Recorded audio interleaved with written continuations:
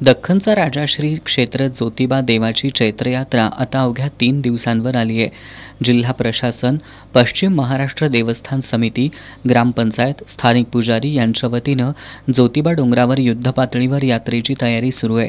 ज्योतिबा आणि इतर मंदिराची शिखरांची साफसफाई, रंगरंगोटी करण्यात आली आहे. भाविकांना व्यवस्थित दर्शन घेता यावं यासाठी दर्शन मंडपाचे 3 मजले दर्शन रांगेसाठी वापरण्यात आलेत. यात्रा काळात कोणताही अनुचित प्रकार घडू नये म्हणून पश्चिम महाराष्ट्र देवस्थान समितीच्या माध्यमातून मंदिर परिसर, कार पार्किंग परिसर आणि पालखी सोहळा मार्गावर 140 CCTV कॅमेरे लावण्यात आलेत. वाहनतळांसाठी राखीव ठेवण्यात आलेल्या जागांचं सपाटीकरण पूर्ण झालंय. यात्रेदिवशी मंदिरात स्क्रीनच्या माध्यमातून भाविकांसाठी ज्योतिबाच्या मुखदर्शनाची व्यवस्था करण्यात येणार आहे. सध्या उन्हाचा तडाखा तीव्र असून भाविकांच्या पायाला चटके बसू नयेत म्हणून ज्योतिबा मंदिर परिसरात मॅटची सुविधा करण्यात आली आहे. सेंट्रल प्लाझा इथं महाराष्ट्र नवनिर्माण सेनेचे शाखा अध्यक्ष रोहित मिटके यांच्या वतीनं 4 दिवस सर्व रोग निदान शिबिराचं आयोजन करण्यात आलं असून त्यासाठी 20 बेडचा वातानुकूलित भव्य मंडप उभा करण्यात आला आहे. गायमुख परिसरात सहज सेवा ट्रस्टच्या वतीनं अन्नछत्रासाठी मोठा मंडप उभारण्यात आला असून हे अन्नछत्र रविवारपासून सुरू होणार आहे. ज्योतिबा डोंगर परिसरात दिशादर्शक फलक लावण्याचं काम सुरू आहे.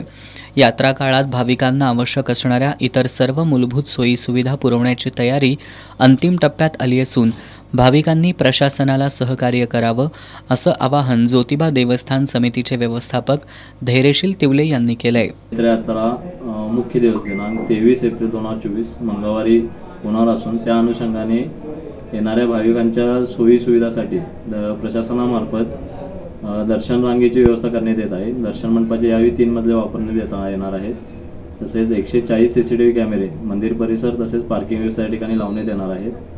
आणि सद्यस्थितीत पार्किंग व्यवस्था युद्धपातळीवर तयार करण्यात या लागलेली आहे. त्याचप्रमाणे शिखरांची रंगरंगोटी पूर्ण झालेली आहे आणि दर्शन रांगेमध्ये भाविकांसाठी पाण्याची व्यवस्था देखील करण्यात येणार आहे. याची पूर्ण तयारी देवस्थान समिती तसेच मान्य जिल्हाधिकारी तथा प्रशासक देवस्थान समिती यांचे मार्गदर्शनाखाली सुरू करण्यात आलेली आहे.